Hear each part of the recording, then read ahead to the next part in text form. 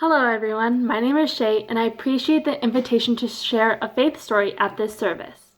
Lately, as I've watched the events going on around the world, I've been feeling discouraged. There's so much going on that I've had a hard time wrapping my mind around it all. I found myself thinking about a couple of difficult questions, including, why are the problems we are facing still with us? Shouldn't things have been addressed by now? With all of our capabilities, how do we still feel so powerless or vulnerable? Why is it our impulse to turn inwards during hard times when coming together and working side by side would help us address our issues more easily and justly? In preparation for this sharing, I realized that I had encountered some of these same questions while I was at RJC during times of service with the ALSO program. In grade 10, I traveled to Oliver, BC to work with the Okanagan Gleaners, and in grade 11, I traveled to Toronto, Ontario to learn about chronic homelessness and urban issues. As I considered these experiences, I began to recognize that even as I was faced with difficult questions about God and the world, I also came face to face with reasons to feel hopeful and inspired. On my first ALSO trip, we went to the Okanagan Gleaners to help prepare food that would be sent across the world to third world countries that need food the most. While I was there, I felt an array of mixed emotions. One of the things that made me feel unsettled was seeing all the perfectly good food. For the most part, all of the food donated was perfectly fine to eat, but it couldn't be sold in stores because it wasn't up to the beauty standards of the food industry.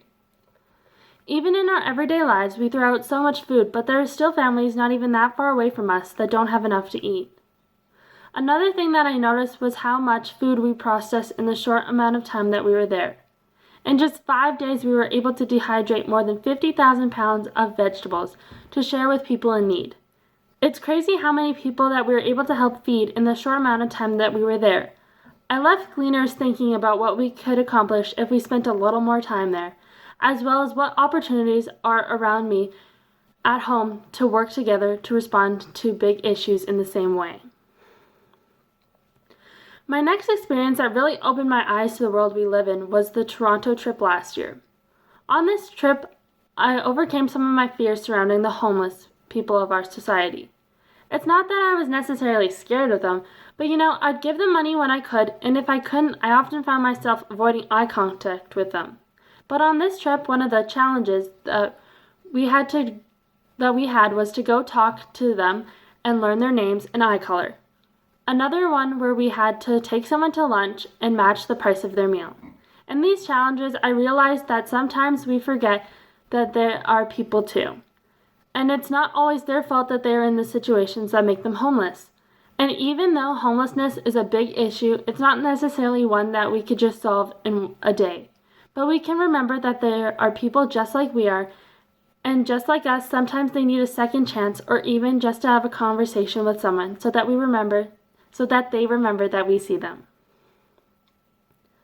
As I say my final words, I would like to remind everyone of a poem that we were taught in grade 10. It's called Outwitted, and basically it says that even if someone draws a circle to keep us out, we can still draw them in with love and support. This poem suggests the answers to all of the questions that I'm asking and have asked over the last years.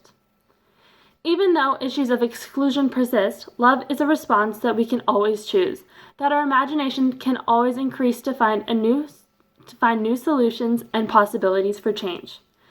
And that by expanding our circle to include more than just ourselves, we create a world which creates space for everyone to thrive.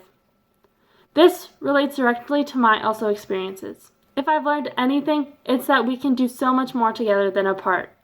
So in the midst of the challenging conditions we are currently in, I encourage you to think of others when you can, because we all need to come together in a time like this.